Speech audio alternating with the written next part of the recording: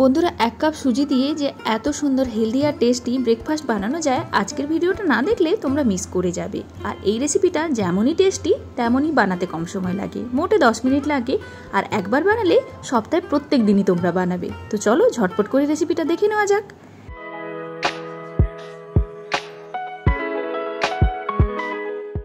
তো এই রেসিপিটা বানাতে যে মেন উপকরণটা লাগছে সেটা হচ্ছে সুজি। 1 কাপের মতো আমি সুজি নিয়েছি। আর সুজিটা না, যেটা পাতলা দানা সুজি হয় সেটাই। তো যদি মোটা দানা সুজি থাকে তো সেটা মিক্সিতে একবার ঘুরিয়ে নিও, তাহলেই হয়ে যাবে। তো এর মধ্যে মোটামুটি 1.5 কাপের কাছাকাছি জল লাগবে। তো প্রথমে আমি খানিকটা জল দিয়ে ভালো করে সুজিটার মধ্যে মিশিয়ে নিলাম। পরে যদি জলের প্রয়োজন হয় তাহলে আর একটুখানি দেব। মোটামুটি 1 থেকে 1.5 কাপের কাছাকাছি জল লাগবে। তো জলের পরিমাণটা নির্ভর করে সুজির কোয়ালিটির ওপরে। তো যাই হোক, জলের মধ্যে সুজিটাকে ভালো করে মিশিয়ে তারপর এটাকে রেখে দেবো ওই মিনিট 5 মতো। ততক্ষণ আমরা আলাদা কাজগুলো করে নেব। তো এখন তোমার মশলা বানাতে হবে। একটা টমেটো নেবে, 4-5টা রসুনের কোয়া নেবে, 2টো কাঁচা লঙ্কা নেবে, একটা সুন্দর স্মুথ পেস্ট বানিয়ে নেবে। এরপর এর মধ্যে কি করব, সামান্য কাশ্মীরি লঙ্কার গুঁড়ো দেব, সামান্য ধনে পাউডার দেব, আর দিয়ে দেব সামান্য হলদি পাউডার। আর এটা কিন্তু অবশ্যই রসুন দিয়ে বানিও, যেই জিনিসগুলো আমি দেখাচ্ছি সেগুলো দিয়েই বানিও। সামান্য জিরে পাউডার, সামান্য লবণ দিয়ে দিলাম। আর এর মধ্যে কুচি করে রাখা পেঁয়াজ দিয়ে দেব। পেঁয়াজের জায়গায় তোমরা গাজর দিতে পারো, বাঁধাকপি দিতে পারো, তাহলে কি হবে, রেসিপিটা আরও হেলদি হয়ে যাবে। আলুও দিতে পারো। তো সব কিছুকে কী করবো, ভালো করে মিশিয়ে নেব। এটাও কিন্তু আমাদের ফিলিংয়ের কাজ করবে। তো যাই হোক, এটা এখন সরিয়ে রাখি।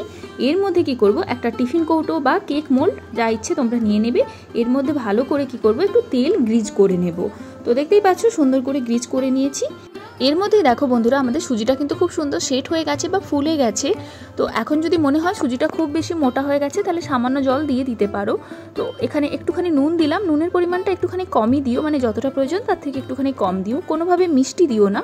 এরপর যেটা লাগছে সেটা হচ্ছে ইনো। আমি এখানে ইনোর রেগুলার সল্টটা নিয়েছি। তোমরা চাইলে ইনোর জায়গায় বেকিং সোডা ব্যবহার করতে পারো। তো দিয়ে ভালো করে জলদি করে আমি সুজির সঙ্গে ইনোটাকে মিশিয়ে নেব। এবং ইনো মেশানোর সঙ্গে সঙ্গেই দেখবো সুজিটা একদম ফুলে উঠছে। তো এদিকে আমাদের দেখো টিফিন যে কৌটাটা আমরা নিয়েছিলাম সেটাকে আমি খুব সুন্দরভাবে গ্রিজ করে রেখেছিলাম। তো তার মধ্যে কি করব, আমি হাফ যে সুজিটা আছে সেটা দিয়ে দেব, দিয়ে সুন্দর করে বিছিয়ে দেব। আর তারপর এরকম ট্যাপ করে নেব যাতে করে ভেতরে কোনো এয়ার বাবল না থাকে। আর এদিকে একটা কড়াইয়ের মধ্যে স্ট্যান্ড দিয়ে খানিকটা জল গরম হতে দিয়েছিলাম। এখন কি করব, এই টিফিন বক্সটাকে এর মধ্যে রেখে ঢাকা দিয়ে 3 থেকে 4 মিনিটের কাছাকাছি এটাকে কুক করে নেব বা স্টিম করে নেব বলতে পারো। তো 3-4 মিনিট পরে দেখবে সুজিটা এরকমভাবে শক্ত হয়ে গেছে।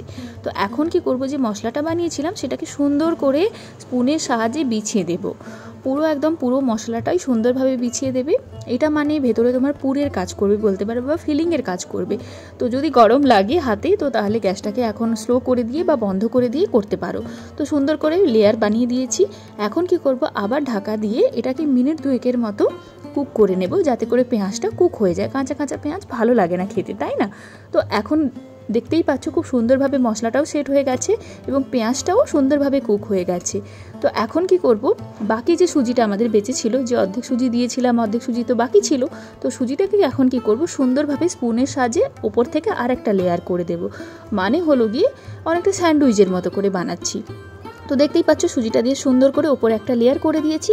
এবং এগেন কি করব, ওপর থেকে ঢাকা দিয়ে এটাকে আরও 3 থেকে 4 মিনিটের কাছাকাছি কুক করে নেব বা স্টিম করে নেব।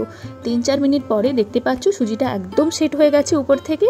তো এখন কি করব, গ্যাস বন্ধ করে এটাকে ঠান্ডা করে নেব।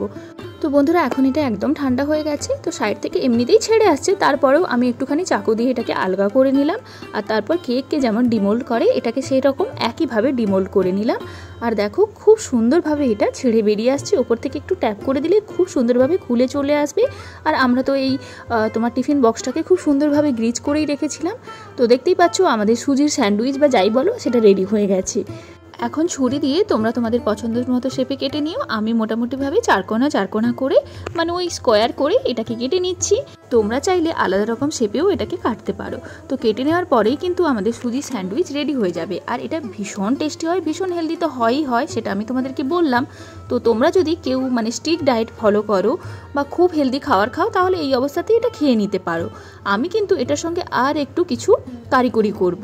আর দেখতেই পাচ্ছ এটা এত সুন্দর নরম তুলতুলে হয়েছে। দেখেই নিশ্চয়ই বুঝতে পারছো, খেতেও কিন্তু দুর্দান্ত হয়। তো যাই হোক, যেটা করব আমি বলে দিলাম। আর এই স্টেপটা করলে কিন্তু এই যে সুজির স্যান্ডউইচ, এটা দারুণ টেস্টি লাগে, দারুণ চটপটে একটা ব্যাপার হয়। তো একটা প্যানের মধ্যে সামান্য আমি সাদা তেল দিলাম, আর তার মধ্যে কালো সর্ষে আর একটুখানি জিরে, চিলি ফ্লেক্স আমি এর মধ্যে দিয়ে দিলাম। আর এরপর কি করব, সামান্য আমি ধনেপাতা কুচি এর মধ্যে দিয়ে দিলাম। এই যারা মানে স্ট্রিক্ট ডায়েট ফলো করছো না, তারা কিন্তু এই স্টেপটা করতে পারো, দারুণ টেস্টি লাগবে। তো এখন কি করব, একে একে আমি যেই স্যান্ডউইচগুলো ছোট ছোট করে কেটেছি সেগুলোকে, টুকরোগুলোকে একে একে এর মধ্যে দিয়ে দেব। আর তারপর এটাকে আমি মিডিয়াম ফ্লেমে ওই মিনিট 3-4 মতো রান্না করে নেব। তো এতে হবে কি, তোমার এইগুলো খুব সুন্দর বাইরের দিক থেকে ক্রিস্পি হয়ে যাবে। তো একটা সাইড হয়ে গেলে অন্য সাইডটাকে আমি উল্টে দেবো। ব্যাস এইভাবে দুটো সাইডটাকে খুব সুন্দরভাবে ভাজা করে নেব বলতে পারো। তো দেখবে বাইরে থেকে ভীষণ সুন্দর ক্রিস্পি হয়ে গেছে এবং ভেতর থেকে নরম তুলতুলে। তো দারুণ খেতে লাগবে বন্ধুরা, একবার জাস্ট ট্রাই করে দেখো। এবং কথা দিচ্ছি, বাড়িতে কিন্তু 7 দিনই তোমাদের এই জিনিস বানাতে হবে। তো চলো, এটাই ছিল আজকের ভিডিও। কেমন লাগলো সেটা কিন্তু জানাতে ভুলো না, লাইক কমেন্ট অবশ্যই করো। তো চলো টাটা, নতুন ভিডিও নিয়ে খুব তাড়াতাড়ি দেখা হয়ে যাবে। সবাই ভালো থেকো।